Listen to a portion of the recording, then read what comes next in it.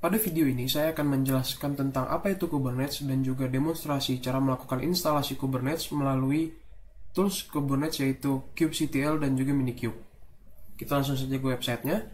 Pada website ini dijelaskan Kubernetes adalah sebuah sistem open source yang dapat melakukan orkestrasi pada containerized application.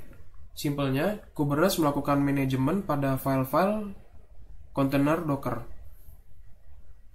Selanjutnya, di sini saya akan melakukan demonstrasi instalasinya. Terdapat sebuah tombol tentang Learn Kubernetes Basic. Di sini akan dijelaskan beberapa tutorial-tutorial yang dapat dilakukan dengan Kubernetes. Lalu saya akan menggunakan instalasi tools Kubernetes. Seperti yang saya bilang tadi, saya akan melakukan instalasi pada kubectl dan juga Minikube. Untuk dijelaskan secara singkat, kubectl itu adalah tools Kubernetes untuk melakukan run command cluster Kubernetes dan juga untuk melakukan deploy serta manage aplikasi.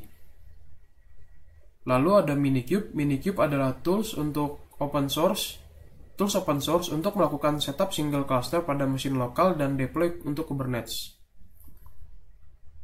Cara instalasi terdapat pada website ini secara lengkap. Yang pertama, saya akan melakukan instalasi untuk kubectl. Namun sebelum itu saya akan melakukan persiapan-persiapan yang harus dilakukan untuk melakukan instalasi tools ini. Yang pertama adalah melakukan update dan upgrade pada package Linux dengan menggunakan sudo apt-get update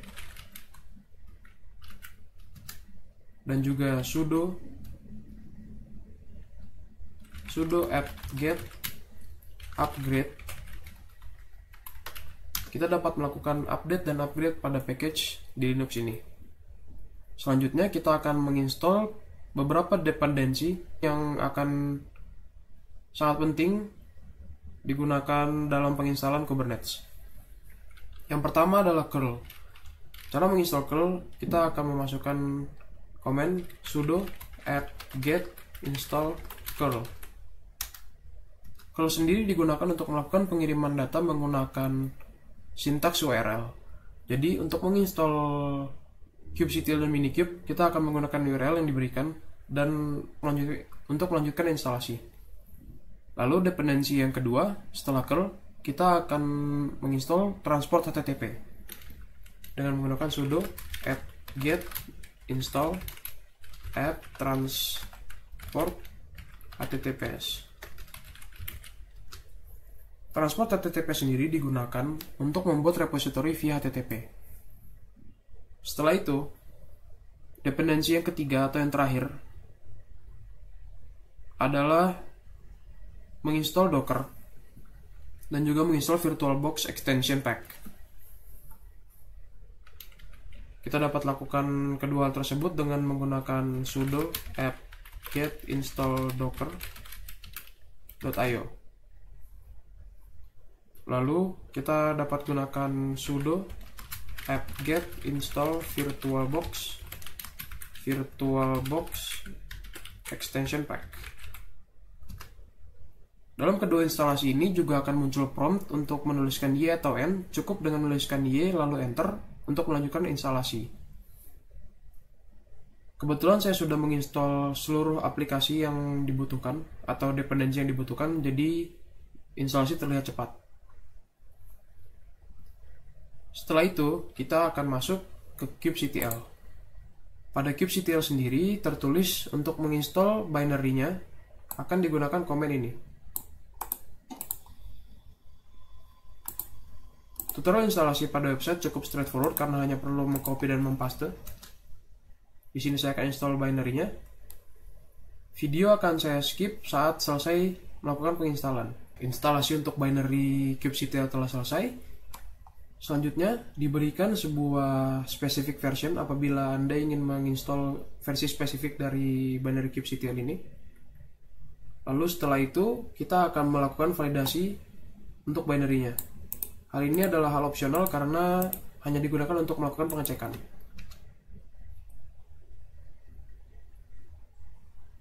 Lalu kita akan langsung validasi dengan cek. Nah, seperti yang tertulis di sini, apabila validasi tersebut berhasil, maka akan tertulis kubectl OK. Hal itu menandakan bahwa validasi telah berhasil, dan apabila gagal akan tertulis failed.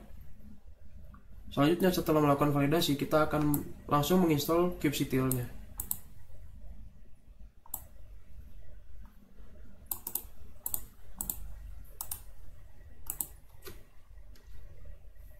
Hanya cukup copy dan paste, lalu bisa terlihat kubectl di sini telah terinstall. Untuk mengecek versinya, kita dapat melakukan kubectl version client.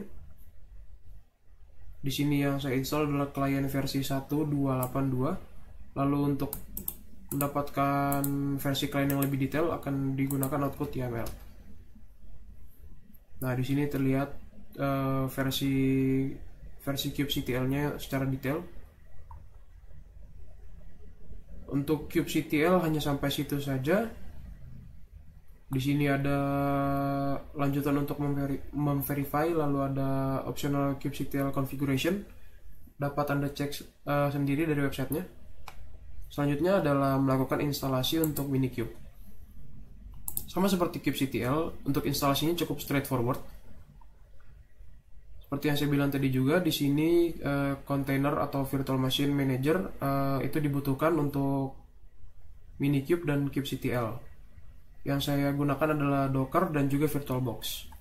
Untuk instalasi, hanya perlu memilih spesifikasi dari sistem yang digunakan. Di sini saya menggunakan Linux, dan juga saya akan menginstal binary-nya. Hanya cukup copy dan paste line pertama ini untuk menginstal binary. Video akan saya skip hingga instalasi selesai. Baik, instalasi untuk binary telah selesai. Selanjutnya kita akan melakukan instalasi untuk Minikube-nya sendiri. Hanya cukup copy dan paste. Nah, di sini Minikube telah terinstall, dan untuk melakukan start Minikube cukup dengan copy dan paste di sini atau menuliskan Minikube start.